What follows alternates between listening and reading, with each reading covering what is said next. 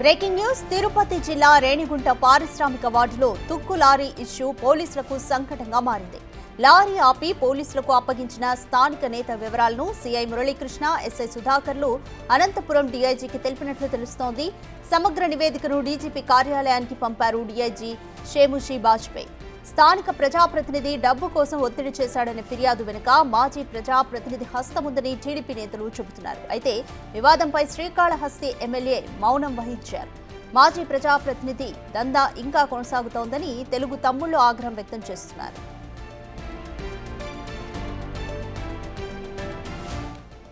Scrap లారీల నుంచి MLA లంచాలు డిమాండ్ చేశారంటూ ఆరోపణలు వినిపిస్తున్నాయి. లంచం ఇవ్వలేదని రేణిగుంటలోని ఓ ఇండస్ట్రీ నుంచి వెళ్తున్న స్క్రాప్ లారీని ఎమ్మెల్యే అడ్డుకున్నారు. ఎమ్మెల్యే ఆదేశాలతో Gajula Mandyam SI Sudhakar, Renigunta rural CI Muralikrishna లారీని ఆపేశారు. ఎమ్మెల్యేకు డబ్బులిచ్చి లైన్ క్లియర్ చేసుకోవాలంటూ లారీ డ్రైవర్ను ఎస్ఐ, సీఐ బెదిరించారని ఆరోపణలు వినిపిస్తున్నాయి. లారీని పోలీసులు ఆపిన విషయాన్ని డ్రైవర్ నేరుగా హెడ్ ఆఫీసులో ఫిర్యాదు చేశాడు. ఈ విషయాన్ని ఆ కంపెనీ నేరుగా కేంద్ర హోంశాఖ కార్యాలయంలో దృష్టికి తీసుకెళ్లింది. దీంతో పోలీసులపై చర్యలు తీసుకోవాలంటూ ఏపీ డీజీపీ ఆఫీసును కేంద్ర హోంశాఖ ఆదేశించింది. స్క్రాప్ లారీ ఆపిన వ్యవహారంపై డీఐజీ షేముషి బాజ్పేయి విచారణ జరుపుతున్నారు.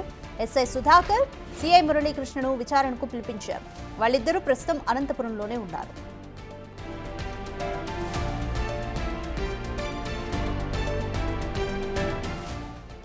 మోర్ డీటెయిల్స్ మా ప్రతినిధి దామోదర్ అందిస్తారు. దామోదర్, స్క్రాప్ లారీని ఆపిన కేసుకి సంబంధించి ఎస్ఐ సుధాకర్, సీఎం మురళీకృష్ణను విచారణకైతే పిలిపించారు. ఎటువంటి ప్రశ్నలు సంధించబోతున్నారు? ఈ కేసు గురించి కంప్లీట్ అప్డేట్స్ ఏమున్నాయి? రాధిక, 4 రోజుల క్రితం జరిగిన ఇష్యూ ఇప్పుడు తెర మీదకి వచ్చింది. 4 రోజుల క్రితం ఏదైతే టీసీఎల్ కంపెనీకి సంబంధించి స్క్రాప్ను తరలిస్తుండగా ఏదైతే రేణిగుంట సర్కిల్లో తెలుగుదేశం పార్టీకి సంబంధించిన ఓ చోటా నాయకుడు ఆ లారీని ఆపి నేరుగా పోలీసులకు ఆ లారీని స్వాధీనం చేశాడు. ఈ నేపథ్యంలో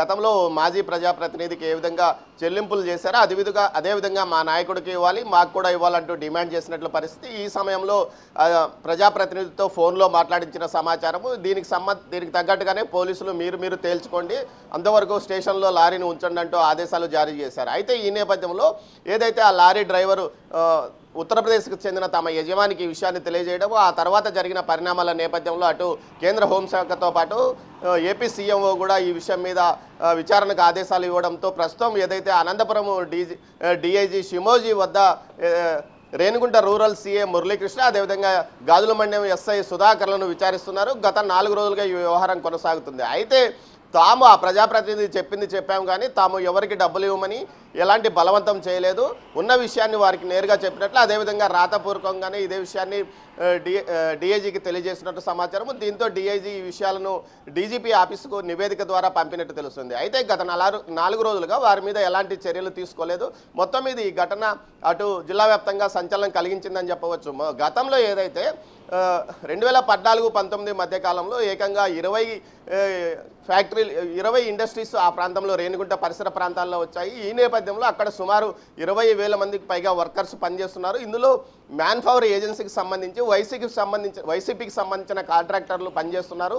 ఆ కాంట్రాక్ట్ మాకు కావాలంటూ ఇప్పుడు తెలుగుదేశం పార్టీ శ్రేణులు డిమాండ్ చేస్తున్న పరిస్థితిలో ఈ వివాదం తలెత్తిందని చెప్పవచ్చు. అదేవిధంగా స్క్రాప్కి సంబంధించి గతంలో ఓ ప్రజాప్రతినిధికి 4 కోట్ల రూపాయలు తాను చెల్లించానంటూ అదే ఇంకా కొనసాగుతుంది. తాను ఎందుకు ఇవ్వాలంటూ అతను మీడియా ఎదుట కూడా బహిరంగంగా ఓ స్క్రాప్ సరఫరాదారుడు కూడా గతంలో ఆరోపణలు చేశాడు. మొత్తం మీద గత ప్రభుత్వంలో పెద్ద ఎత్తున ఒత్తిళ్లు వచ్చాయి. అదేవిధంగా చాలా వరకు కంపెనీలు యజమానులు వారు చెప్పినట్లు విన్నారు. ఇప్పుడు మేము చెప్పినట్లు ఎందుకు వినడం లేదంటూ తెలుగు తమ్ముళ్ళు ఆగ్రహం వ్యక్తం చేస్తున్న నేపథ్యంలోనే ఈ వివాదం బయటకు వచ్చింది. దీని వెనుక మాజీ ప్రజాప్రతినిధి హస్తం ఉందంటూ తెలుగు తమ్ముళ్ళు ఆరోపిస్తున్న నేపథ్యం. మొత్తం మీద ఈ విషయం పైన టీడీపీ కూడా ఒక సమగ్ర సర్వే కోరినట్లు తెలుస్తుంది. దీనికి సంబంధించి ఆ నివేదికను కూడా తెలుగుదేశం పార్టీ వర్గాలు పార్టీ అధిష్టానానికి పంపినట్లు సమాచారం. మొత్తం మీద ఫ్రెండ్లీ ఏదైతే ఇండస్ట్రీ అంటూ తెలుగుదేశం కూటమి ప్రభుత్వం చెబుతున్న నేపథ్యంలో ఈ విధమైన బలవంతంగా తమ మీద ఒత్తిడి తెస్తున్నారంటూ ఇండస్ట్రీ వర్గాలు ఆరోపణలు చేస్తున్న నేపథ్యంలో ఈ విషయాన్ని సీఎంఓ కూడా సీరియస్గా తీసుకున్నట్లు సమాచారం. దీనికి సంబంధించి విచారణ కూడా జరుపుతున్నట్టు తెలుస్తుంది. మొత్తం మీద మ్యాన్ పవర్ ఏజెన్సీ ద్వారా ప్రతి నెల ₹1.5 కోటి పైగా ఏదైతే మాజీ ప్రజాప్రతినిధికి ముట్టుతున్నాయి. ఈ నేపథ్యంలో అతను ఆర్థికంగా మరింత బలోపేతం అవుతాడు. ఇది భవిష్యత్తులో దీనివల్ల మనకి ఇబ్బంది అవుతాయి అంటూ పార్టీ శ్రేణులు పార్టీ వర్గాలకు తెలియజెప్పినట్టు తెలుస్తుంది అధిష్టానానికి. ఈ నేపథ్యంలో పార్టీ ఏదైతే మ్యాన్ పవర్ ఏజెన్సీలు మార్చాలనే డిమాండ్తోనే ఈ విధమైన ఒత్తిడి ఏదైతే ఇటు ఇండస్ట్రీ వర్గాల మీద తీసుకొస్తున్నట్లు సమాచారం. రాధిక, మొత్తం మీద ఈ వివాదం ప్రస్తుతం సీఎంఓ కోర్టులో ఉందని చెప్పవచ్చు. Thank you Damodar.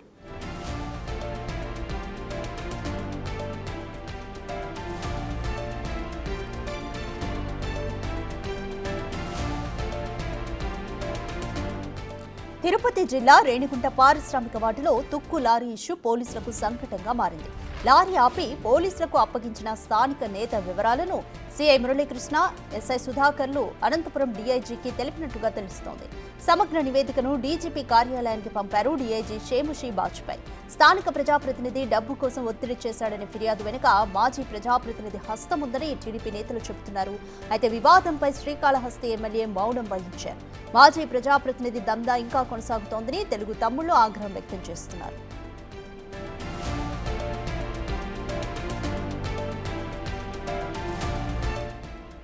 స్క్రాప్ లారీల నుంచి ఎమ్మెల్యే లంచాలు డిమాండ్ చేశారంటూ ఆరోపణలు వినిపిస్తున్నాయి. లంచం ఇవ్వలేదని రేణిగుంటలోని ఓ ఇండస్ట్రీ నుంచి వెళ్తున్న స్క్రాప్ లారీని ఎమ్మెల్యే అడ్డుకున్నారు. ఎమ్మెల్యే ఆదేశాలతో Gajula Mandyam SI Sudhakar, Renigunta rural CI Muralikrishna లారీని ఆపేశారు. ఎమ్మెల్యేకు డబ్బులిచ్చి లైన్ క్లియర్ చేసుకోవాలంటూ లారీ డ్రైవర్ను ఎస్ఐ, సీఐ బెదిరించారని ఆరోపణలు వినిపిస్తున్నాయి. లారీని పోలీసులు ఆపిన విషయాన్ని డ్రైవర్ నేరుగా హెడ్ ఆఫీసులో ఫిర్యాదు చేశాడు. ఈ విషయాన్ని ఆ కంపెనీ నేరుగా కేంద్ర హోంశాఖ కార్యాలయం దృష్టికి తీసుకెళ్లింది.